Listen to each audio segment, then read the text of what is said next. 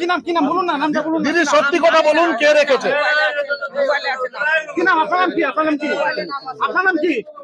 রয়েছে যে গাঁজা পাচারের আগেই যে গাঁজা উদ্ধার হলো,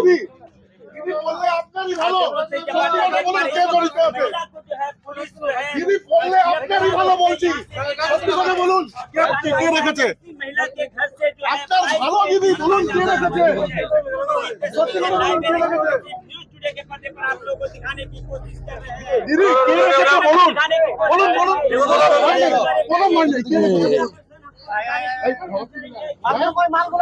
জানিয়ে রাখি যে এই মুহূর্তে কিন্তু ইসলামপুর থানার যে গুঞ্জুরিয়া বাজার এলাকা রয়েছে, সেই গুঞ্জুরিয়া বাজার এলাকায় কিন্তু প্রচুর পরিমাণ গাঁজা এখান থেকে পাচারের আগেই কিন্তু পুলিশের জালে ধরা পড়ে এবং এখান থেকেই একজন মহিলাকেও তারা কিন্তু পুলিশ এই মুহূর্তে এখান থেকে গ্রেপ্তার করে নিয়ে গেছে।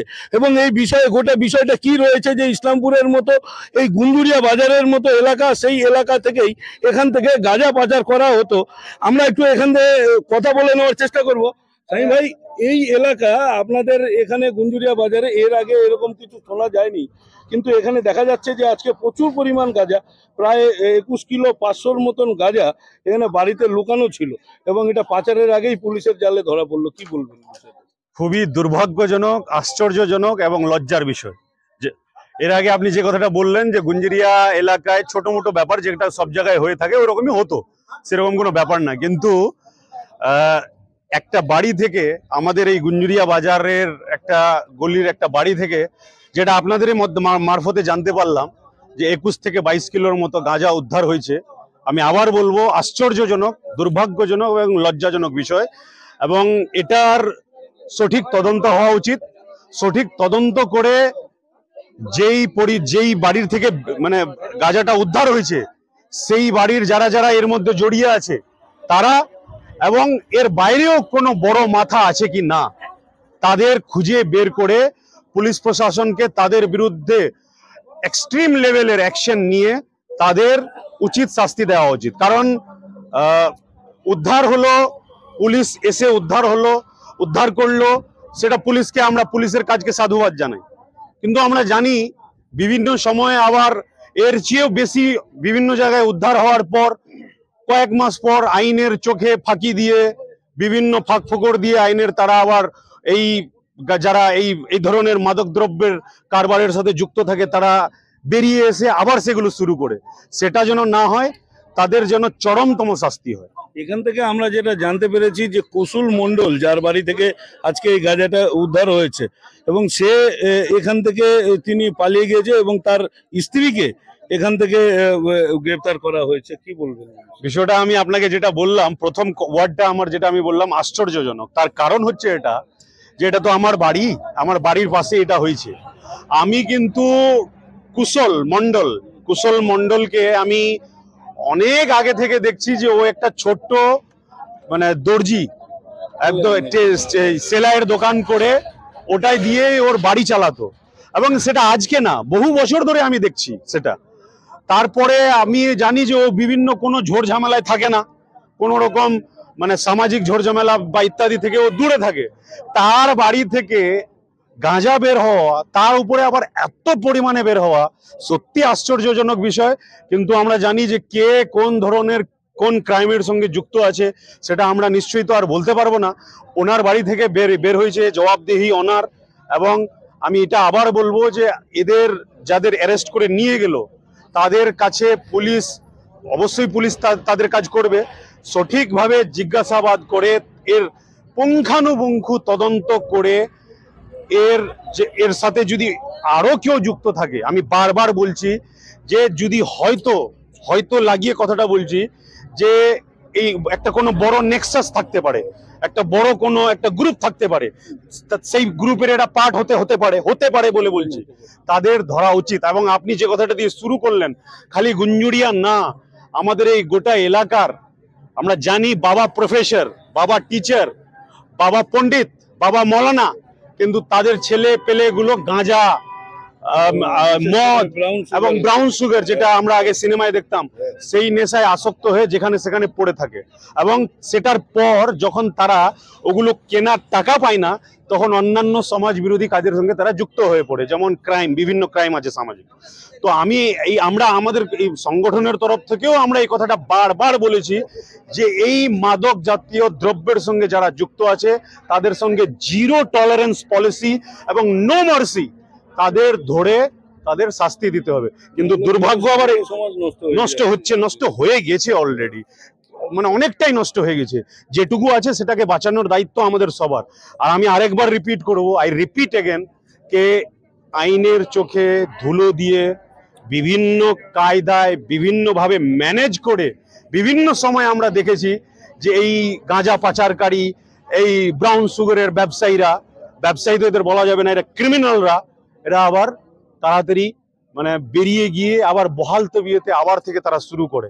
এটা যেন না হয়, এটা পুলিশ প্রশাসনকে নিশ্চিত করতে হবে, তারা যেন খুব কঠোরতম শাস্তি পায়। যেমনটা আপনারা দেখলেন কিন্তু এখানে যে এখানকার বাসিন্দা যিনি রয়েছেন, একজন শিক্ষক, তিনি স্বামী খান, তিনি কিন্তু এই ঘটনার একেবারে সঠিক তদন্তের দাবি করছেন। এবং পুরো বিষয়টা আপনাদেরকে যেমন দেখালাম, এখান থেকে আমি আরো একবার আমি একটু বলবো, একটু এখানে ক্যামেরা পার্সনকে দেখাতে, যে এখানে এই যে গলিটা, এই গলিতেই কিন্তু সেই বাড়িটা, এবং সেখান থেকেই কিন্তু এখান থেকে উদ্ধার হয়েছে। এখানে আরো একজন রয়েছে, আমি একটু কথা বলার চেষ্টা করব। কি বিষয়টা রয়েছে এখানটায় আজকে? বিষয়টা এটাই হলো, আমি তো ছিলাম না আজকে সারাদিন। আজকে আমি চলে গেছিলাম দারবাঙ্গা। দারবাদ থেকে ওখান থেকে আমি ফেরত হলাম, তখন আমাকে ফোন করলো এখান থেকেই। ফোন করার পরে আমাকে বলতে যে আমার বাড়িতে পুলিশ আসছে। পুলিশ আসছে কেন তোর বাড়িতে পুলিশ আসবে? কাজে বলে গাঁজা পাচ্ছে। গাঁজা পালু কতটা পাবে? আধা কিলো 250 গ্রাম এইরকম তো তুই বিক্রি করিস। এইখানে আসলাম, আসার পরে দেখছি যে পুলিশ বিশাল, এখানে অনেক পুলিশ এখানে। তারপরে এখন দেখলাম 21 কেজি 500 গ্রাম গাঁজা ওর কাছে পাওয়া গেল। লেকিন অত বড় লোক ও নাই, তো অতগুলা গাঁজা পালো কোথায়? ও গাঁজার তো মোটামুটি ভালো দাম আছে ওখানে, না হলে তো 20-25 লাখ টাকার সম্পত্তি আছে ওখানে। আপনি কি মনে করছেন যে এর পিছনে অন্য কারো হাত নিশ্চয়ই আছে? এরা কি আগে থেকেই গাঁজা বিক্রি করতো? হ্যাঁ, এখানে করে। ওটা আমার পাড়ার সবাই জানে, এইগুলা গাঁজা বিক্রি করে। ও আবার পাড়ার সবাই জানে, এটা নিয়ে নাই যা আছে। ও গরিব, আমি এত বড় মাপের গাঁজা আর কি এর আগে কোন জীব, আমি তো এখানে 6টায় থেকে বড় হয়ে গেলাম, আমি কোনোদিন দেখিনি তো বড় গাঁজা আসবে এখানে। লেকিন আজ ওই গাঁজাটা পালো কোথায়? ও তো আপনি দেখলেন ওর বাড়িগুলা, ও কি ওই রকম?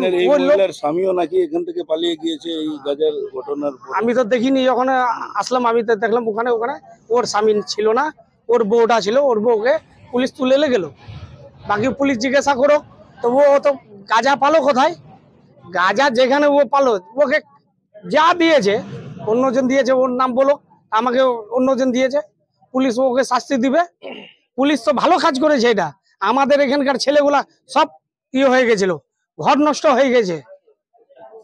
তাহলে আপনারা এখন মানে কি চাচ্ছেন? যে আমি চাচ্ছি এটা, যে এটা যা অরিজিনাল আছে ওকে শাস্তি দাও,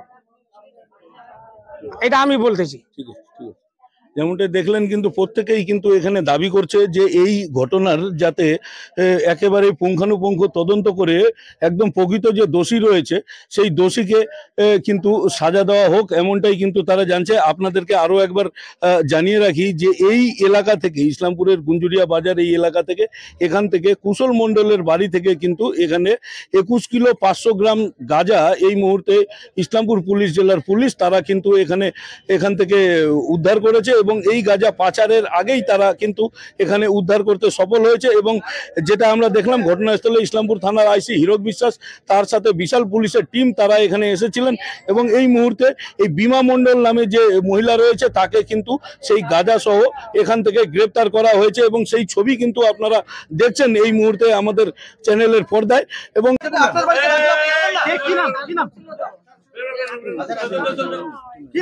কি নাম বলুন না, নামটা বলুন। দিদি সত্যি কথা বলুন, কে রেখেছে? কি নাম? আপনার নাম কি? আপনার নাম কি? কে রেখেছে? আপনি তাদের চেনেন না, কেন রাখলো? আপনার বাড়িতে কেন রাখবে? আপনার বাড়িতে কে কোনো জিনিস রাখবে আপনি রেখে দেবেন? এটা তো গাঁজা, নেশা জাতীয় জিনিস।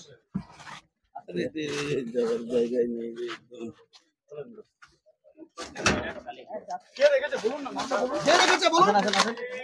তাদের চেনেন আপনি? না, আপনি চেনেন তাদেরকে? আপনার স্বামী তো এই ব্যবসার সাথে যুক্ত নাকি? আপনার স্বামী তো এই ব্যবসার সাথে যুক্ত।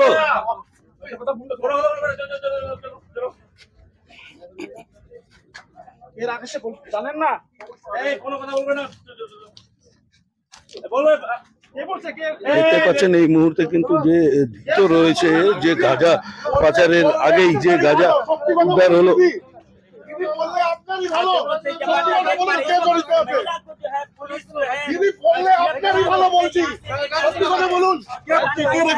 महिला के घर से जो है न्यूज टुडे के पर्दे पर आप लोगों को दिखाने की कोशिश कर रहे हैं।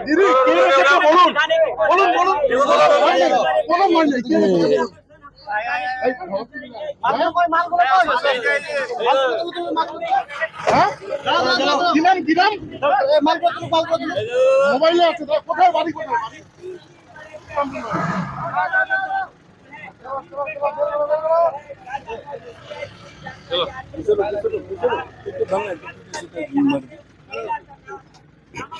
यहाँ से देख पा रहे हैं कानपुर थाना ले जा रही है सीधी तस्वीरें लाइव के पर्दा।